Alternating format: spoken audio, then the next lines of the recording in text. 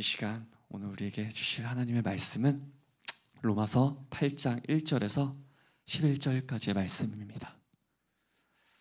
제가 가지고 있는 성경 신약 249페이지입니다. 로마서 8장 1절에서 11절까지의 말씀입니다.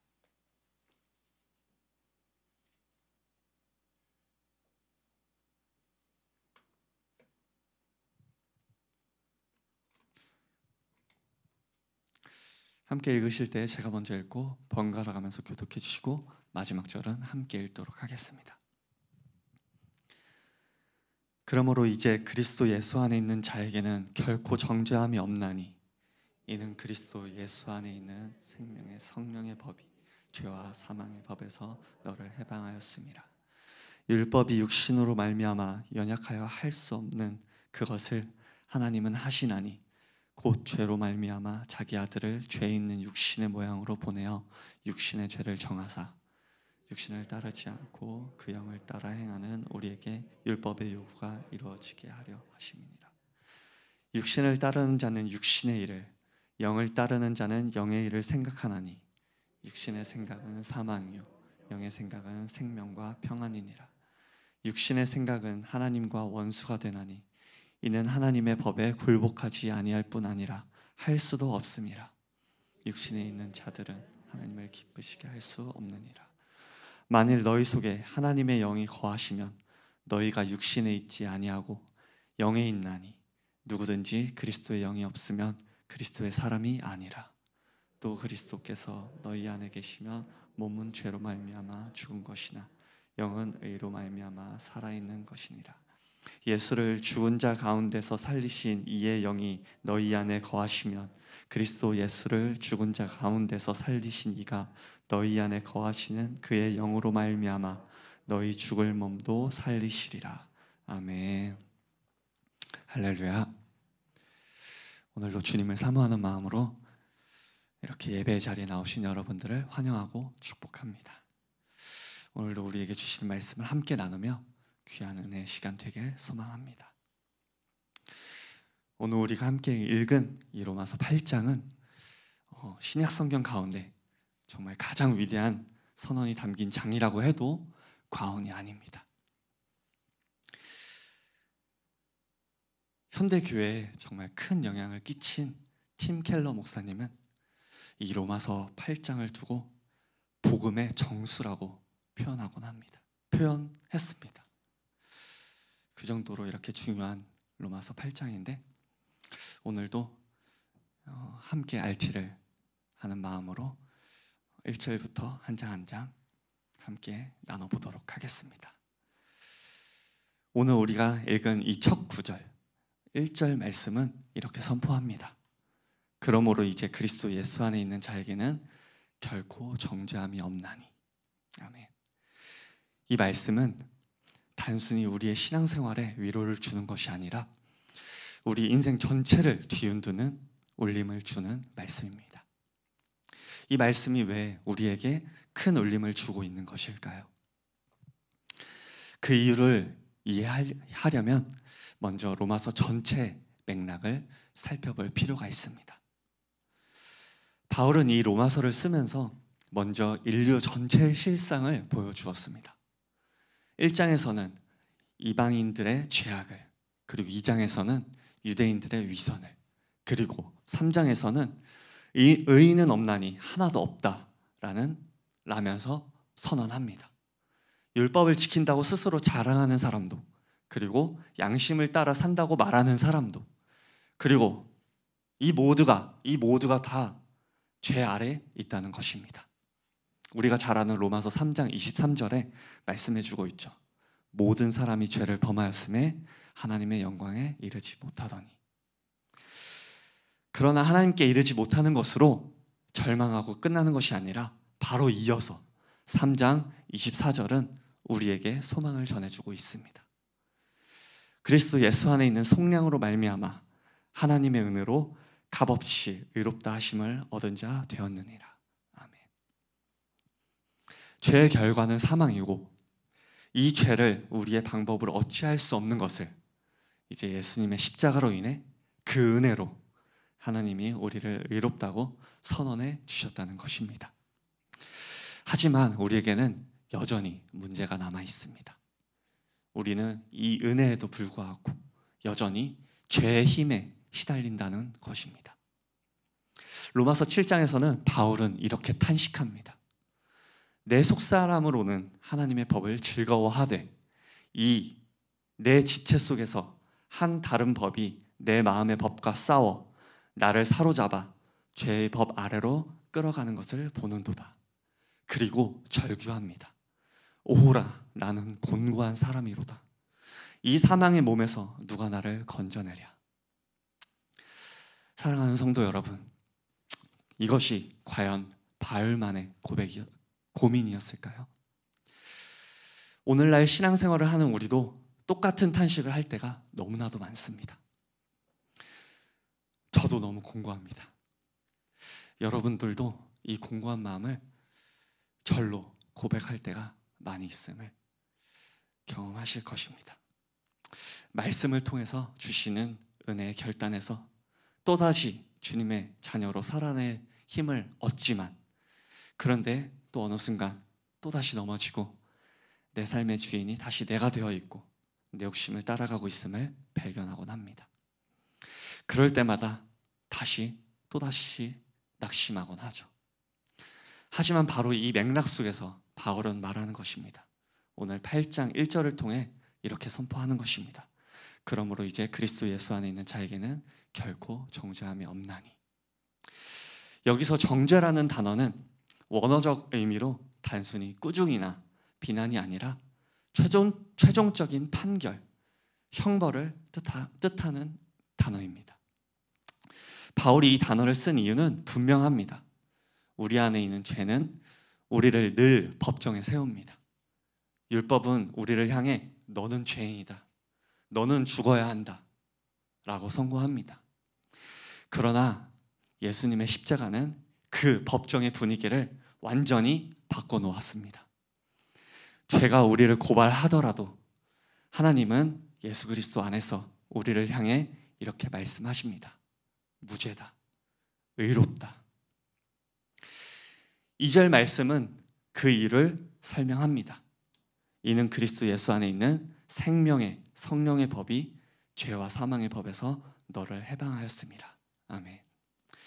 여기서 바울은 두 가지 법을 대조해서 보여주고 있습니다. 하나는 죄와 사망의 법, 다른 하나는 생명의 성령의 법이죠.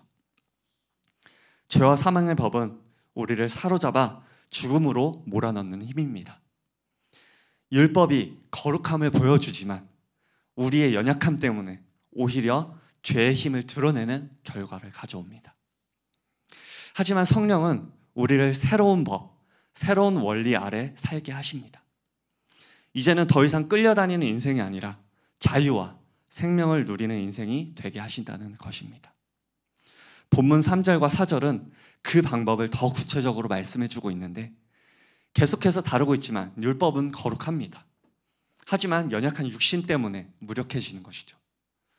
그래서 하나님께서 직접 자기 아들을 보내신 것입니다. 죄로 말미암아 자기 아들을 죄 있는 육신의 모양으로 보내어 육신의 죄를 정죄하사. 여기서 이 죄로 말미암아라는 표현은 구약 성경에서 속죄죄를 가리킬 때 자주 쓰이던 말씀입니다. 예수님은 단순히 본보기를 보이신 게 아니라 우리의 죄를 대신 지고 속죄 제물이 되신 것이죠.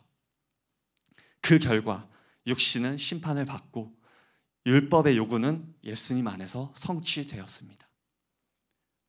그리고 이제 그 결과가 우리에게 적용되는 것입니다.